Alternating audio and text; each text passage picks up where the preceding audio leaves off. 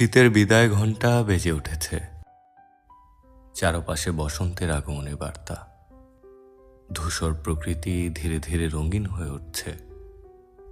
গাছের ডালপালায় লেগেছে নতুন পাতার ছোঁয়া। শীতের কুয়াশা কাটিয়ে ফাল্গুনের সোনালি রোদে উজ্জ্বল হয়ে উঠেছে প্রকৃতি।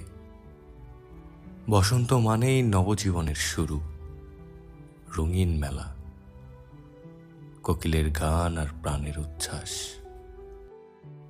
এই সময়টাতে প্রকৃতির মতোই মানুষের মনও যেন রঙিন হয়ে ওঠে। বসন্তের হাওয়ায় ভেসে আসে ভালোবাসার স্পর্শ। সম্পর্কের বাঁধন নতুন করে দৃঢ় হয়। হৃদয়ে জেগে ওঠে আবেশের স্পন্দন। প্রকৃতির পরিবর্তনের সঙ্গে সঙ্গে এক পোলা এক মায়ের খুব ভালোবাসে। দুনিয়ায় আর কিছু চাই নয় মায়া ছাড়া। আচ্ছা, কিন্তু মায়া পোলাডারে পছন্দ করে না। ওহো, অনেক চেষ্টার পর মায়া সে পোলাডারে কইল যে ঠিক আছে, হ্যাঁ, আমি তোমারে ভালোবাসতে পারি, হ্যাঁ, আমার একটা জিনিস এনে দিতে হবে। কি রে?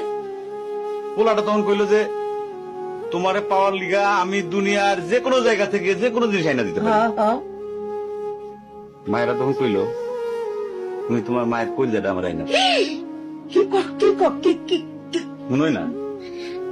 কি গল্প শোনালি দিদু? পোলা তখন দৌড়াইতে দৌড়াইতে তার মায়ের কাছে গেল। হ্যাঁ, মারে যা কইল, হ্যাঁ, মা আমি একটা মায়ের ভালোবাসছি, আমি তারে ছাড়া বাঁচিনি, হ্যাঁ, কিন্তু ওই মায়া আমার একটা জিনিস নিয়ে যাইতে কইছে, সেটা হলো তোমার কলিজা।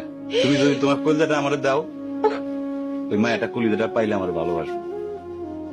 মা তখন কইল